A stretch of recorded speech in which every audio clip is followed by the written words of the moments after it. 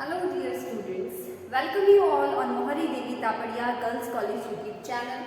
Today in this video lecture we are going to continue with our poem, and our poem name is On the Receipt of My Mother's Picture.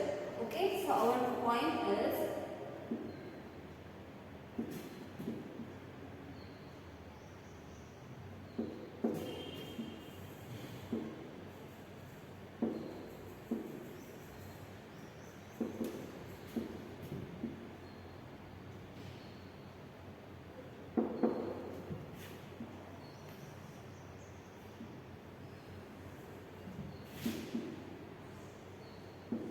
which is written by the famous poet William Cooper.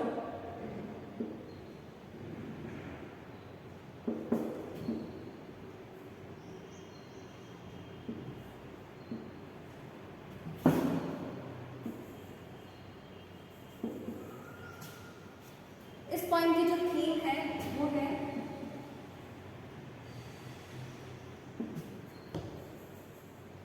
recalls his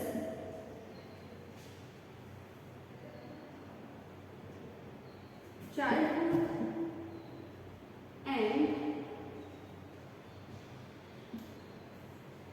his mother. Point इस point के through अपनी माँ को और अपने बचपन को याद करता है. ठीक है, ये जो पॉइंट है वो कैसे पॉइंट है? एक पैथेटिक पॉइंट है.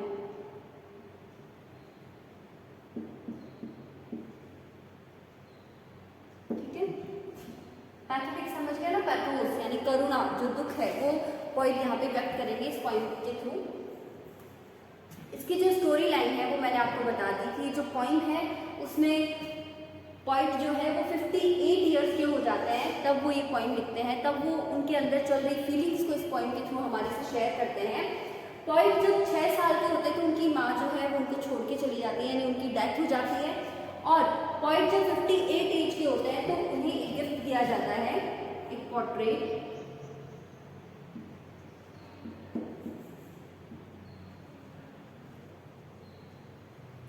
Gifted bye poet's cousin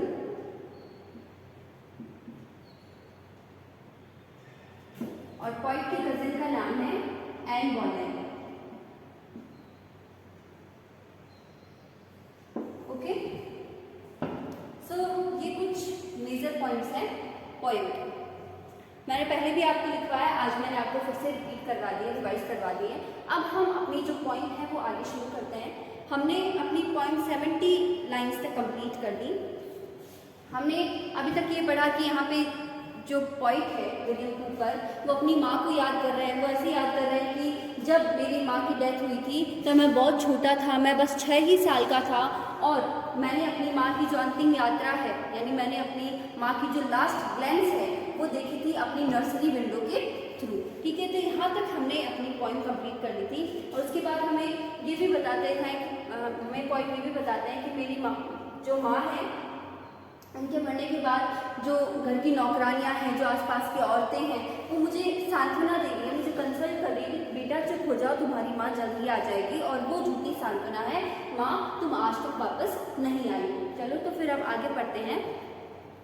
line number 60 तक हमने कवर कर लिया था. आज हम लाइन नंबर 61 से पढ़ते हैं. ठीक है,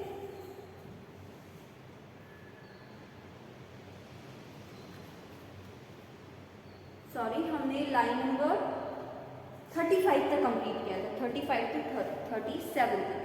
आज हम पढ़ेंगे लाइन नंबर 38 से. Okay, so what evidently I wished I long believed. यहाँ पे विलियम कूपर बोल रहे हैं कि मैंने इस बात पे बहुत समय तक विश्वास किया था, बहुत तुम्हारा इंतज़ार किया था माँ कि तुम आज लौट के आओगी, कल लौट के आओगी, ऐसे मैंने बहुत ज़्यादा इंतज़ार किया था. और किस बात पे किया था? इसके ऊपर वाली जो लाइन है, of gave me promise of a quick return. जो मुझे उन औरतों ने, उन नौकरानियों ने मुझे जो विश्वास दिलाया था कि चुप हो जाओ बेटी, तुम्हारी माँ जल्द ही लौट के आ जाएगी, तो उस बात पर मैंने बहुत विश्वास किया माँ, और मैंने तुम्हारा बहुत इंतज़ार भी किया. And disappointed still was still deceived. और मैं अभी तक निराश हूँ और ये धोखा जो है वो मैं अभी तक झेल रहा हूँ। कहने का मतलब ये है कि माँ अभी तक तुम वापस लौट के नहीं आई हो।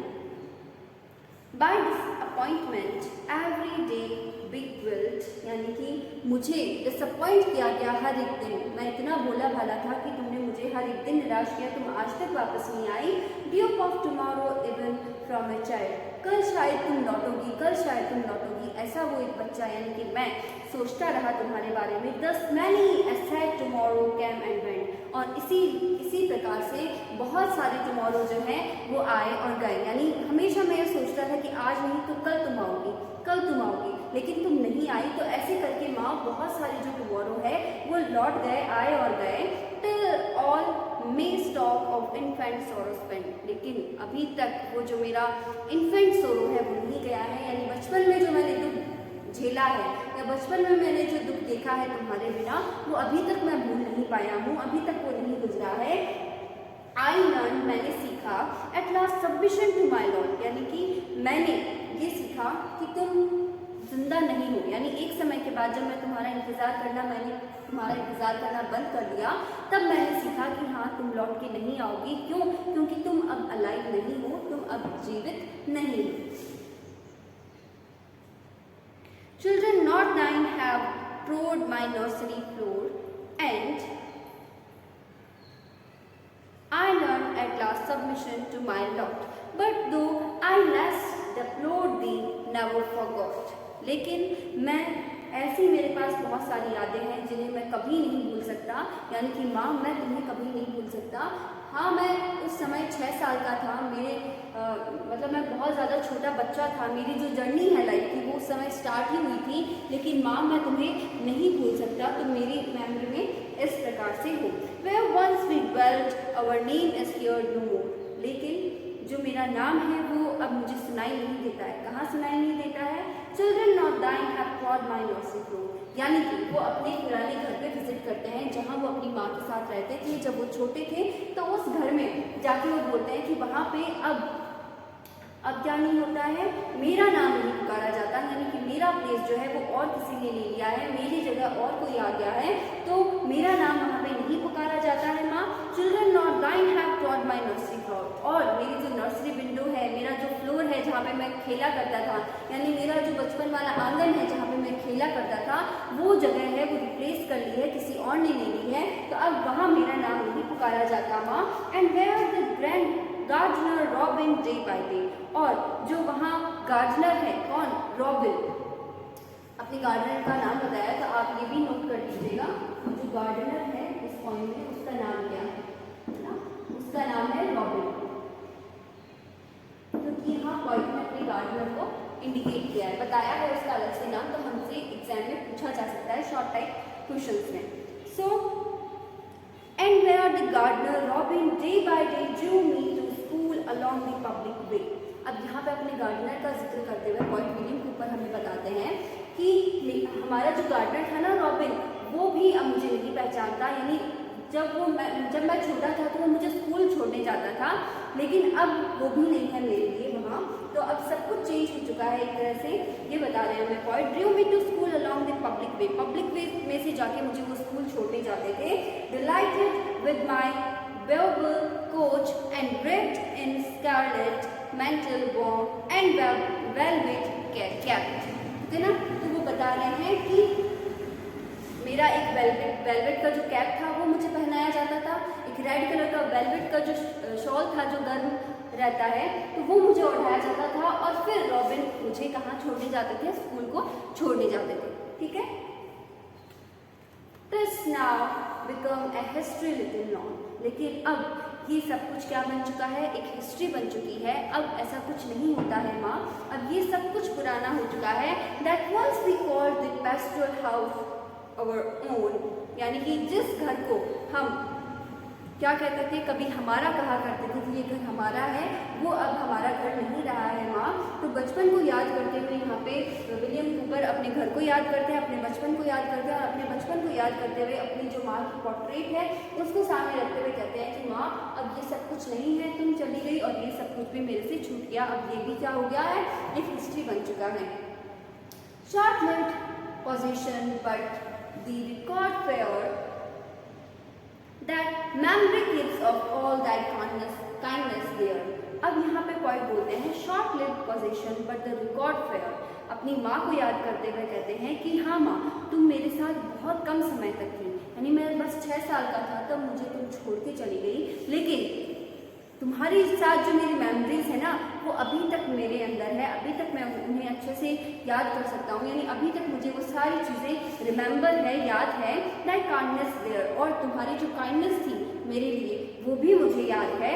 Still outlives many a storm that has affected. हाँ, अभी तक मैंने बहुत सारे तूफान देखे, यानी अब मैं जो 58 ईयर्स का हो चुका हूँ तो मैंने अपनी ज़िंदगी में कई उतार चढ़ाव देखे।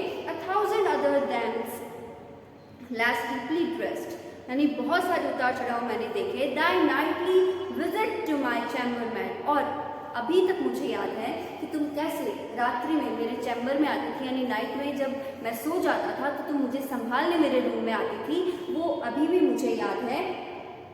That thou mightest know me safe and warmly led, कि तुम मुझे ये चेक करने आती थी या तुम मुझे देखने आती थी कि मैं सेफ तो हूँ ना, मैं आराम से तो सो रहा हूँ ना, मैं मतलब मुझे वाम तो मिल रही है ना, यानी कि मैंने ओढ़ रखा है या नहीं ओढ़ रखा। बच्चों की माँ दिखती है ना, बच्चे को बार बार संभालती रहती है कि उसने ओढ़ रखा है क्या, वो आराम से सो रहा है क्या, तो ऐसे तुम भी मुझे संभालने आती थी माँ, तो ये सारी चीज़ें मुझे याद है। Thy morning bounties ere I left my home, और वो सुबह भी जब मैं अपने घर से जाता था, यानी मैं स्कूल को जब जाता था तो तुम मेरे को क्या देती थी, द बिस्किट और कॉन्फेंटरी प्लम, तुम मुझे बिस्किट दिया करती थी, कुछ मीठा खाने को दिया करती थी। The fragrant waters on my cheeks bestow, और मेरे गालों पर क्या रब करती थी, एक फ्रेग्रेंट वाटर। हम फ्रेग्रेंट वाटर से यहाँ पे रोज़ वाटर को समझ सकते हैं, खुशबूदार जो पानी है वो तो मेरे गालों पे लगाया करती थी, और तब तक उसको रब किया करती थी जब तक by their own hand till fresh their shone and glow, यानी जब तक मेरे गालों पे चमक नहीं आ जाती थी तब तक तुम उसे रब करती थी, और मेरे जो गाल है वो क्या कैसे रहते थे, ग्लोड रहते थे, चमकते थे और शॉन करते थे, शाइन करते थे। ठीक है, तो ये सारा जो तुम्हारा प्यार है, लाड है, वो मुझे अभी तक याद है माँ, ऐसा वो अपनी माँ को याद करके कहते हैं। तो आज हमने इस पॉइंट की 60 लाइन्स जो है वो कवर कर ली है। होप आपको अब तक की पॉइंट बहुत अच्छे से समझ में आ रही होगी। अब हम जो नेक्स्ट लाइन्स है वो करेंगे नेक्स्ट वीडियो में। तब तक के लिए bye bye, take care and very very thank you.